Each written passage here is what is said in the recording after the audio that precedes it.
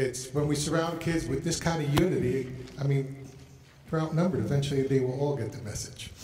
Now, speaking of choice, I think some people are trying. We have a speaker here from Choice. This is interesting. You know, when we calculate, our organization calculates the cost of violence. It's trillions of dollars. In America, even non-budgetary, non-defense budget, it's $500 billion. I mean, $500 billion at least. Mental health, about $300 billion, and substance abuse, about $200 billion.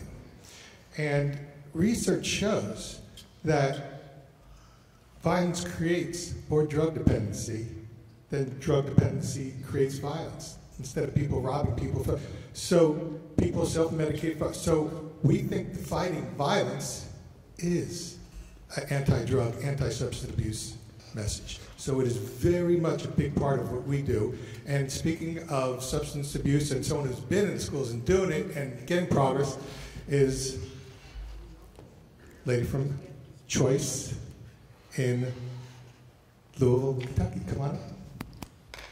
Thank you. I appreciate the opportunity to talk about the Choice program. I am Sias, Shannon, the director of Choice Incorporated.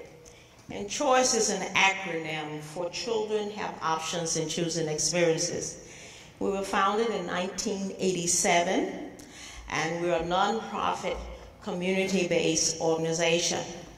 Choice has provided its services in the Jefferson County Public School System through grants that Choice has secured for 26 years, and our program is doing school hours. I was so pleased today because two of my former students was in the drumline band, and I was just elated that they had gotten into Central and doing something extremely well. I wanted to say this, and I hear and I forget, I see and I remember, I do and I understand, and that is confusion. And that is one of the things that we need to learn, that if we do, we'll understand more about what's happening in our community. Our program is set, as I said, in the school system during school hours. It does not interfere with any of the major courses that the students have. Students make an agreement with Choice that if I'm going to be a part of the program, it is up to me to go back and get the work that I miss in order to continue in the program. There are no more than 12 to 15 kids in a Choice group. And one of the reasons being is this: if we want to engage with kids and actually provide some real service for them, we need to have the platform where all can participate. Any more than 15 kids in a group, they can't participate and talk about the things that are going on with them on a daily basis. We try to provide this group setting. It's an educational self-help group setting. Anybody who knows self-help meaning that everybody's going to help the next person. And believe me, they do. Give you an example. Many of our kids come to me and they're having some real issues, not only at home, but in the school as well. Think about ourselves. When we get so tangled up in our situation, many times we don't stop and think of how to get out of that web. And one of the things that we do, we call it a group session, where we all hold hands and we got to get out of the knot. It's called the knot. We got to get out of the knot without letting go. And that's what we have to do with our kids. We have to hold their hands and work out of the knot without letting go. And it requires teamwork, it requires thinking, it requires respect, and it requires love. And once you put all of that in the mix, then you understand, kids understand how they truly can get out of a knot if they just stop and think of those things. And you just be amazed how the reaction of the kids, because the first thing they tell me, Miss Shannon, we are not going to be able to get out of that knot. Yes, you can. Let's walk through these situations, these techniques, and see what can happen. One of the avenues of services that we have a sisterhood group, we have a brotherhood group, mixed gender, we have a net choice group. And that is a group for 5th graders, 8th graders. Because 5th graders are trying to transition into middle school, and they need that nurturing in order to try to get them there. 8th graders, as much as they think they know, they are a little scared about going to high school. So we try to help them with that transition through. And we also have a peer leadership and prevention group as well. The one thing that was told to the choice group, because it's all females, believe it or not, when we started our brotherhood group, there was just absolutely no way females could conduct a brotherhood group. But then we thought, where is it that most men go when they want for some advice? They go to mom and aunt, someone that they care about. Very, very perfect group. And our mixed gender. We must understand all kids don't work in one group or the other. That's why we have so many different groups. Putting them where they can get the best work that we can give, the services that we can give them. And we also have the group that I'm very proud of, the Dare to Dream Sports Leadership and Mentoring Group. Choice is the only organization that I know, and we have researched that have this kind of group in the state of Kentucky. These are athletes, both male and female. They mentor elementary school students. Our program covers 9 to 19 years of age, but these guys and girls, they mentor elementary school students. The group that we started this in 1994 at Fern Creek High School. So we are in our 20th year of providing this service. I have, and I say I mean Choice. Choice has students from the Dare to Dream group that are teachers now in Jefferson County Public School System.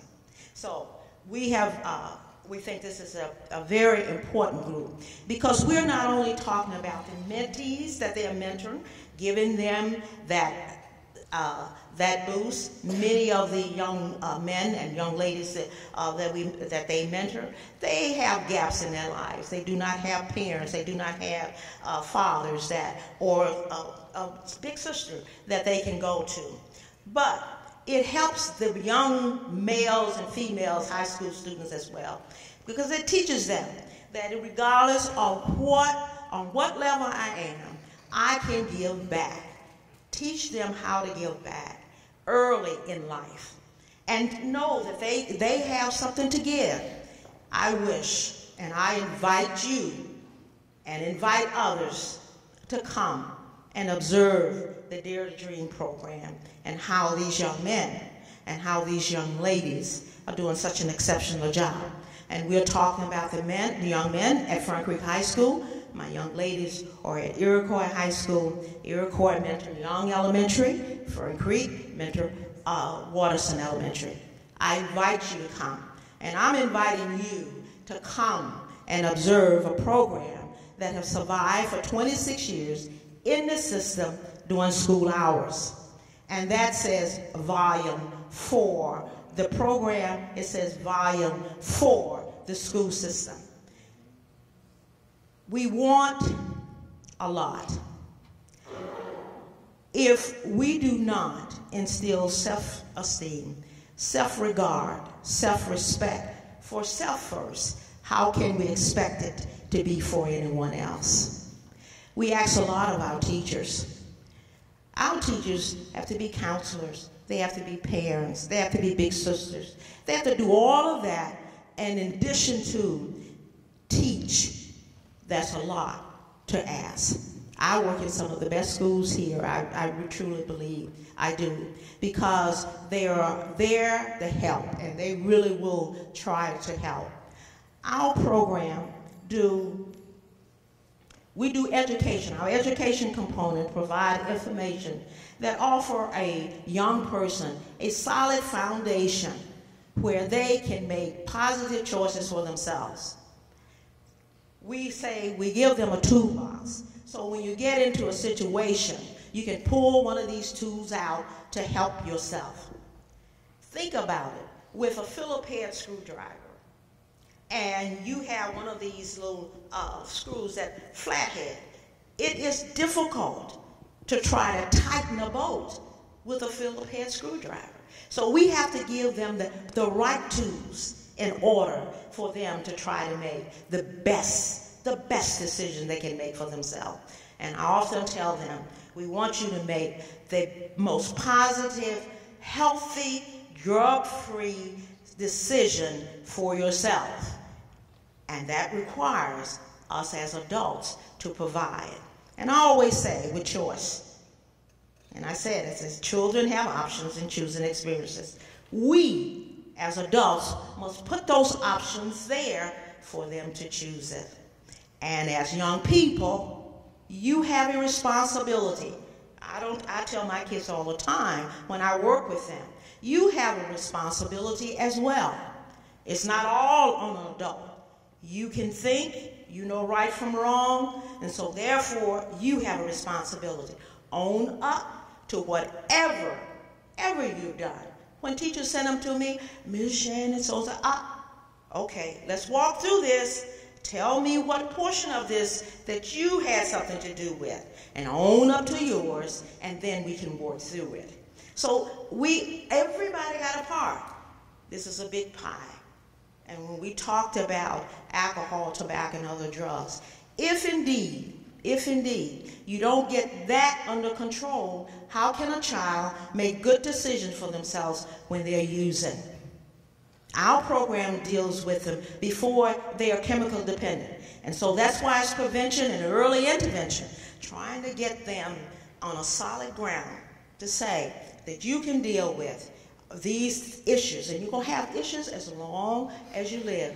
They change, young people. They change as you get older. They change. But it does not mean that you cannot make a good decision for yourself regardless of. And I think one of the things with our program that really have laid the foundation, what is said in group, stay in group.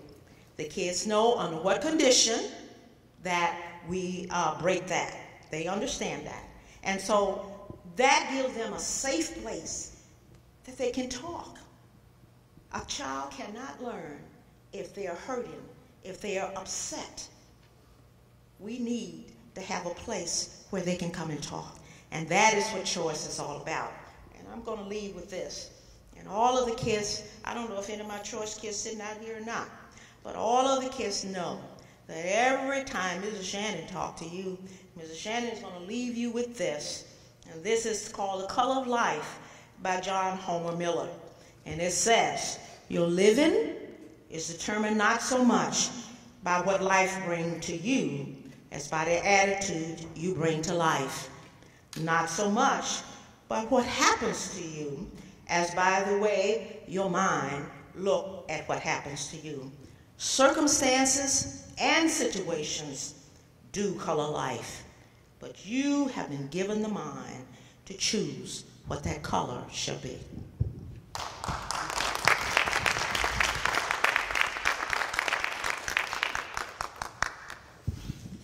Any questions before? Oh, there's one already. I can see that one. Please go ahead. I want to know what all schools that you have a choice program in, or do you have a lot of the schools that you have? No, I do not. No, I do not. Over the 26 years that we have had the choice program, we have been in at least 18 different schools. Right now, we are only in 7 schools, and that has a lot to do with funding. As I said before, choice go out and get the grants and go into the school system to provide it. And so it has a lot to do with funding. We're a very small organization, but we carry a big stick. I tell anybody that. And it means I've been with choice since the inception of it, since 1987. So we carry a big stick, but you can't carry a stick without having funds to do so. And that is one of the reasons why we are not in more schools. And I want to say something about the Dare to Dream Sports Leadership Program. That is one of the programs that we really want to expand, because you're looking at young men, young ladies, and then you're looking at mentees. So you're looking at high school and elementary. So we're bringing along a lot of students and laying a solid foundation, for young people when we're talking about. Because at Young Elementary, we start in the 3rd grade. They mentor girls in the 3rd through 5th grade. So we lay that solid foundation. By the time she get to be in middle school, high school, she has those tools I'm talking about in order to make really good decisions. So after before you leave today, can you give me the schools that you are in? Yes, I will. I can give you the schools. I can a couple of them right now. Young Elementary, Waterson, Middle School, Fern Creek, Iroquois High School. Just left Mazik. Mazik is one of the schools I've been in for 20-some years. And I just did a program at Liberty High School.